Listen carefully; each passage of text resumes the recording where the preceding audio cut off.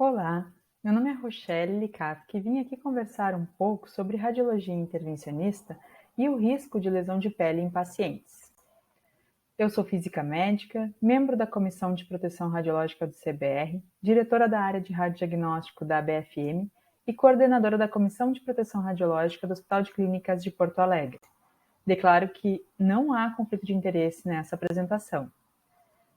Se fizermos uma busca rápida no PubMed, com os termos Patient, Injuries, Radiation and Interventional Radiology, nos últimos 10 anos, é possível identificar pelo menos 249 artigos. Entre eles, destaca um artigo de revisão da Diagnostic and Interventional Imaging de 2019, com relatos de casos de diversas formas de lesão de pele em radiologia intervencionista, causada por diferentes formas também, por extravasamento de meio de contraste, alergias graves ao anestésico, mas também tem um relatando sobre reação tecidual em função da exposição à radiação com uma dose em torno de 16 grays. O caso aqui relatado é de uma paciente de 59 anos com trombose aguda na veia porta e mesentérica superior, submetida a procedimentos complexos em radiologia intervencionista. Na imagem A, é uma imagem de 10 dias depois do procedimento. Não se percebe nenhuma reação visível.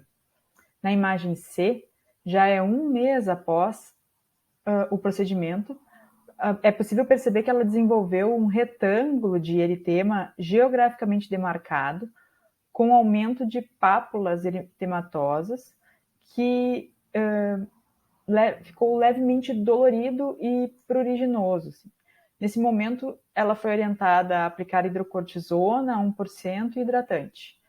Na imagem D, que são algumas semanas subsequentes, o eritema tornou-se pronunciado e muito doloroso, com o desenvolvimento de uma descamação úmida.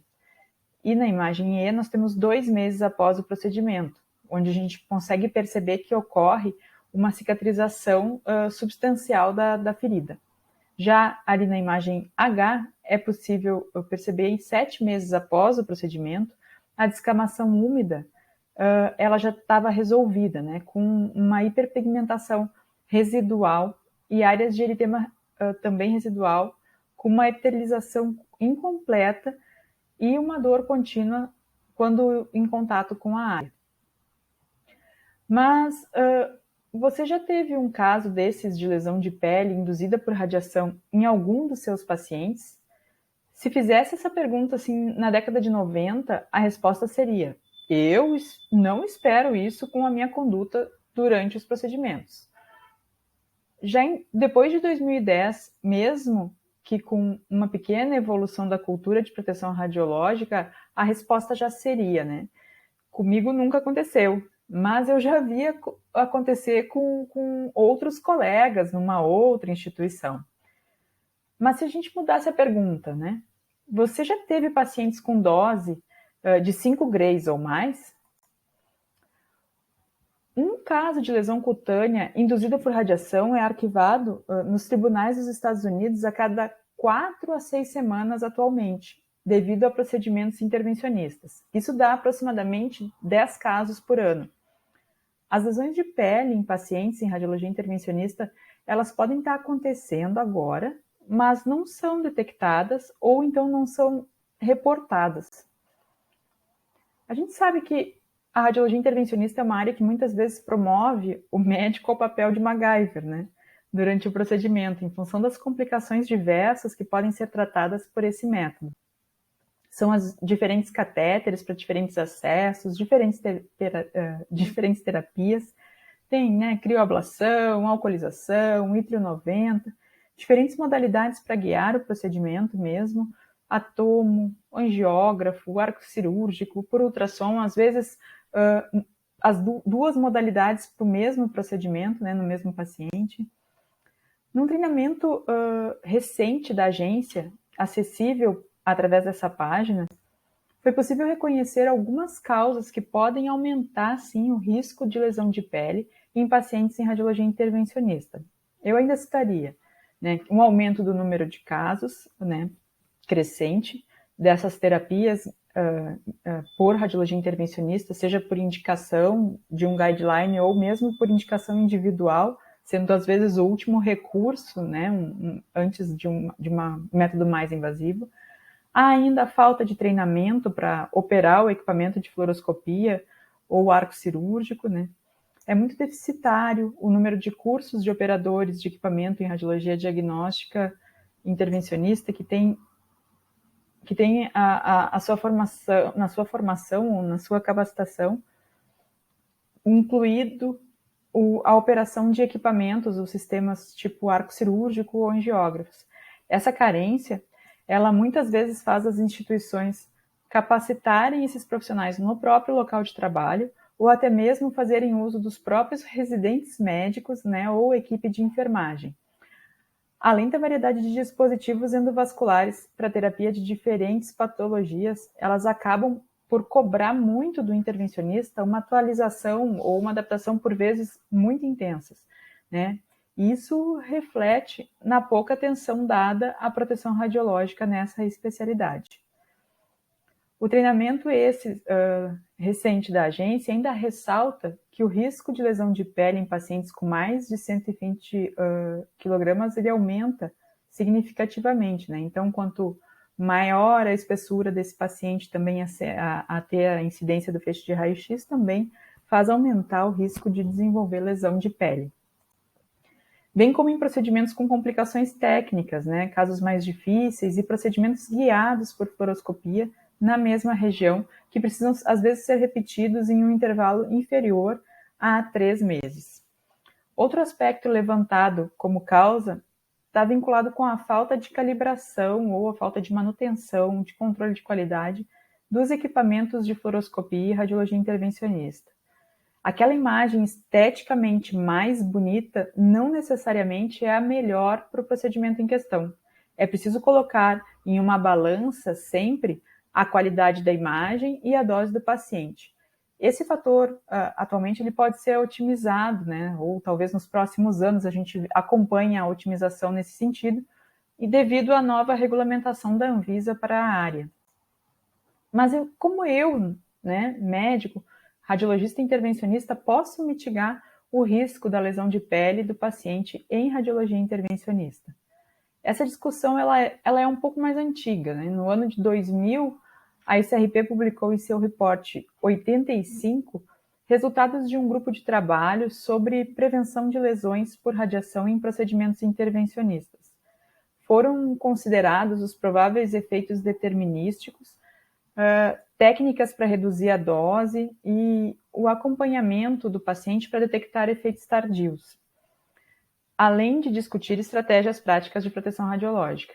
Já em 2010, a Agência Internacional de Energia Atômica publicou o TEC-TOC 1641 sobre a otimização de dose de pacientes em procedimentos intervencionistas, guiados também por fluoroscopia, que traz também aspectos da dosimetria versus o risco determinístico. São diversas as iniciativas com orientações práticas. A Sociedade de Radiologia Intervencionista Norte-Americana, SIR, publicou em sua página um kit de ferramentas que chamou de SIR Safety Guideline Bundle, composto por uma série de artigos para aumentar a compreensão e a capacidade de gerenciar a segurança, né, contra a radiação para profissionais de saúde e também para os pacientes. Entre eles, destaco aí o Guideline for Patient Radiation Dose Management, em conjunto com a CIRSE. A agência internacional mesmo estabeleceu um website para relatar, né, um relatório voluntário de eventos adversos que envolvam a segurança contra as radiações, com o objetivo de manter um banco de dados abrangente, como relatório de dose do paciente e outros dados relevantes, né, quando esses pacientes são submetidos aí aos níveis estabelecidos previamente, né, os níveis de gatilho, ou eventos em procedimentos intervencionistas mesmo, guiados por fluoroscopia, né, eventos do tipo fazer o procedimento em paciente errado, né, ou expor o paciente a mais de um procedimento num intervalo inferior a 12 meses, por exemplo. Né? O objetivo principal do sistema é educacional. Né? Acredita-se que passar por esse processo do SAFI-RAD resulta em segurança e qualidade no atendimento. Nesse website também tem muito material educativo, é muito interessante, recomendo o acesso. Com base assim, nessas publicações todas e essas iniciativas, poderíamos adotar a implementação de um protocolo para atenção assistencial de valores de dose elevados em pacientes submetidos a procedimentos intervencionistas em nível nacional, por que não? Composto de 3 fases, o pré-procedimento, durante o procedimento e o pós-procedimento. A fase de planejamento pré-procedimento inclui a ideia de ter uma equipe composta por profissionais qualificados e capacitados, né, para a realização do procedimento em questão. E também de possuir um angiógrafo, né, ou um arco cirúrgico devidamente calibrado com todos os testes de controle de qualidade válidos e em conformidade com a regulamentação vigente.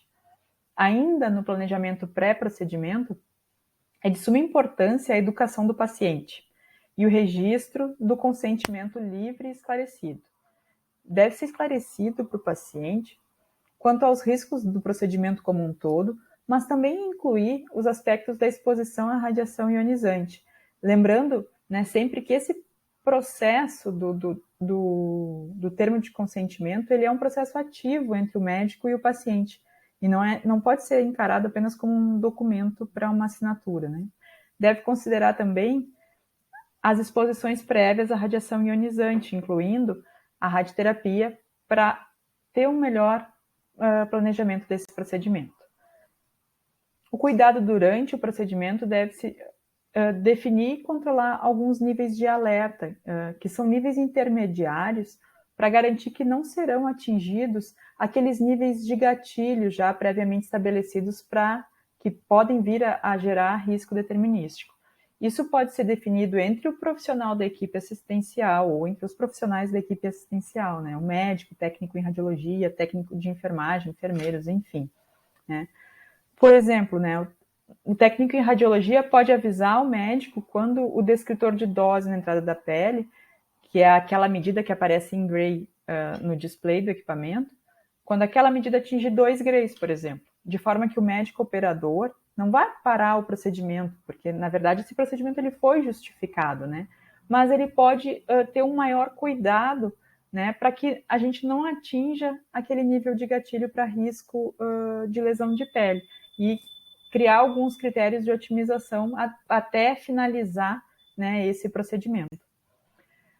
Após o procedimento, deve-se avaliar se não foi atingido esses níveis de gatilho, né? E quando atingidos, sugere-se, né, dar ciência ao paciente quanto a este nível atingido, né? Orientando a verificar durante os próximos 30 dias, pelo menos, se a região de incidência do feixe de raio-x não vai apresentar nenhuma alteração de pele. Caso apresente, né, esse paciente ele deve retornar para atendimento junto à equipe assistencial. Né? E nesse ponto é importante também o papel da equipe de enfermagem, né, para dar apoio, né, e orientação a esse paciente.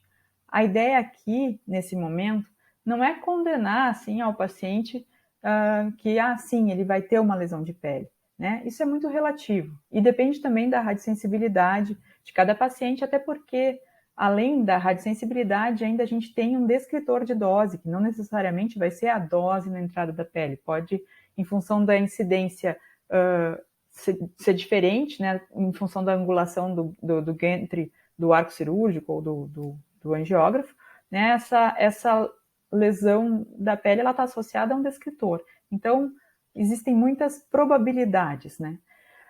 E nem mesmo aqui a gente deve usar a política da culpabilidade, culpar o médico, o operador por atingir níveis de gatilho, uma vez que o procedimento ele já foi justificado, né? E promove maior benefício do que risco ao paciente. A ideia central aqui é evoluir a cultura de segurança contra a radiação e dar o atendimento correto na hora correta ao paciente, de forma a garantir a assistência continuada. E para isso precisamos do compromisso de todos, da equipe médica, da equipe de enfermagem, dos técnicos em radiologia, dos físicos e até mesmo do próprio paciente. Seguem aqui algumas referências adotadas nessa apresentação e muito obrigada pela sua atenção. Fico à disposição.